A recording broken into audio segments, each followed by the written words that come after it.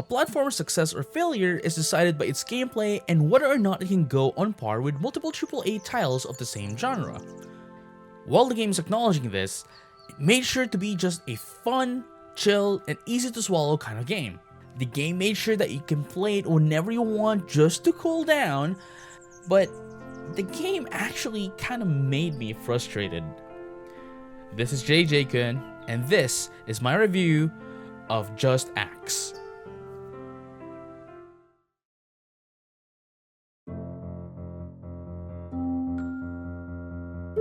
JustAxe is a 2D platformer game developed by Super Galactic Game Dev and published by Targum Games. It's a short game that does not take itself too seriously.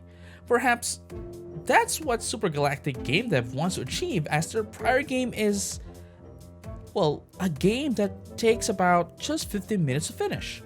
But hey, we're here to talk about JustAxe.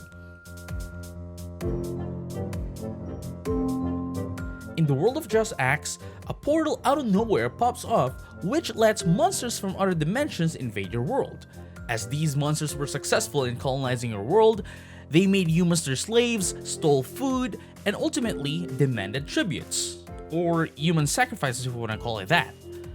As it progresses, you, as Martha, the main character, and your sister make your way to the woods as monsters are barely there. Unfortunately, the time came when they went to the woods and you had nothing, so they took away your precious sister. Now, it's up to you to save your sister, or honestly the world, because you were prompted by a flying butterfly that delivered a message detailing how to get rid of the monsters, but nothing really specific towards your sister. The story is actually a pretty straightforward one, and one that didn't beat around the bush. That's just it. You are prompted to get rid of the monsters, and Martha just said, okay. Honestly, it wasn't really much of a hook either, but it is what it is. As previously mentioned, it's a game that doesn't really take itself too seriously, so there's a lot of goofy moments in the game, which honestly, it just stretches the game, but also, you know, put in some fun moments in the game.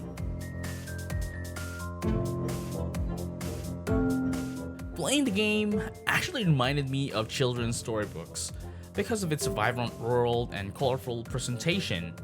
Regardless of where you are, you will get the feeling of where the level is located while making itself look as childish as possible. Furthermore, aside from the character art, what I like the most is the asset designs, because everything really blended well with the world and the characters. I'll say it again. It's like a video gamified children's storybook. If there's anything that the art style reminded me of, it would be the game Patapon, and honestly, that is a huge compliment. Now, this is one of the areas where the game fell off for me. The sound effects of the game were not really impactful to the game, nor does it have that kind of heaviness in one that you'll hear in other games. Perhaps the game would have been better with sound effects that has weight in it.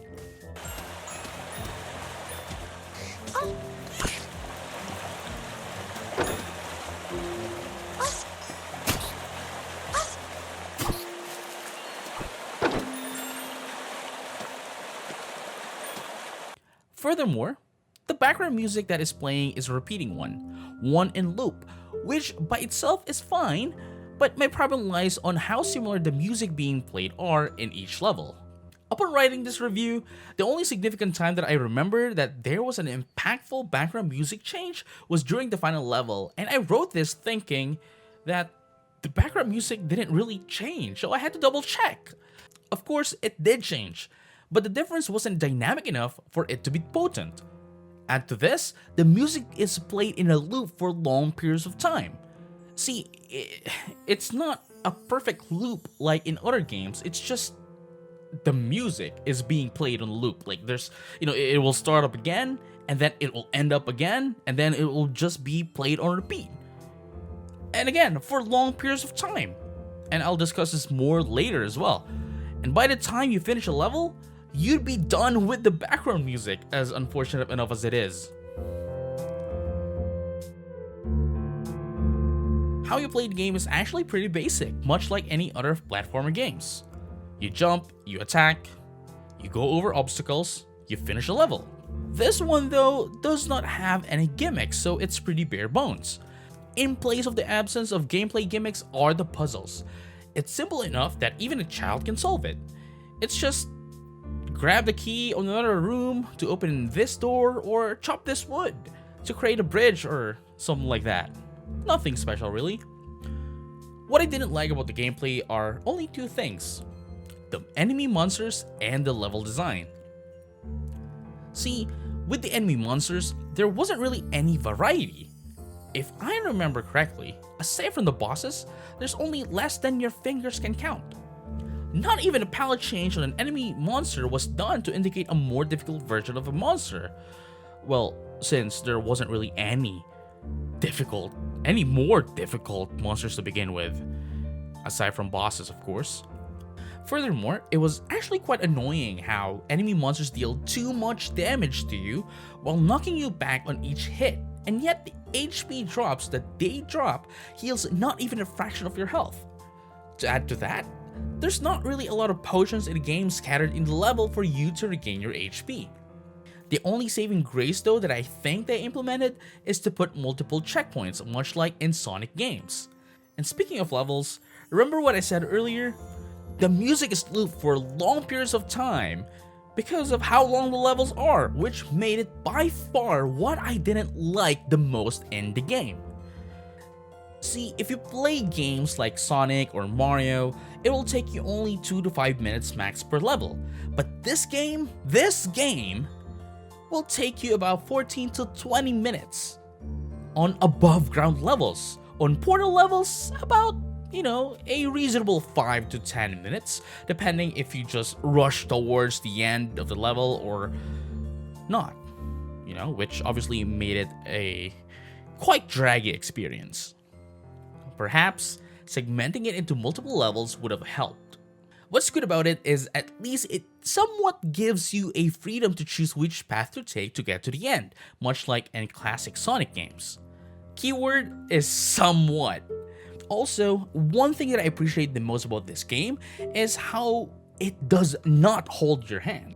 Especially if there's a new unlock feature. The game will just briefly tell you about it and let you explore the feature yourself.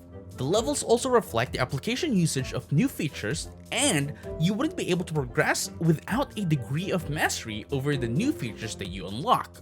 That is actually a good point for me, as games nowadays are always, if not heavily, always holding the hands of players to the point that the game just spoon feeds almost the entire thing. Definitely not looking at Pokemon. And can I just add, without going into too much detail, I hated the final boss. I really hated the final boss, as the gameplay section of that boss didn't rely on your skills or mastery of the gameplay, but more on luck. Sure, there's patterns on the attacks of the final boss, but it also included luck on the RNG of the attacks. And then one mistake and you'll end up in a stun lock. If you don't know what it is, if you don't know what a stun lock is, it's the moment where you can't do anything but eat each and every attack of the final boss. And remember what I said earlier? The damage that you take from enemies are far too heavy. Levels wise though, I'm actually pretty glad that there's only 8 levels and you can pretty much finish the game in just 2 to 3 hours. Maybe 6, 7, or maybe even 8 hours if you're going for a 100% run. The game is priced at 370 pesos, and for that price, I'd say it isn't too bad. For a game that doesn't take itself too seriously and one that just wants itself to be what it is, I'd say that's a pretty fine price tag. It's not too long and yet not too short either. Just enough to cleanse your palate to take on a new game, or as a breather for other titles. It's a fun, chill game, and one that is aware of what it is. I'm just not sure if I'll recommend it, since I myself didn't find the game to be that good, but it is not too bad either. There's points that I applaud for it, and areas that made me dissatisfied. For me, JustAxe is just okay.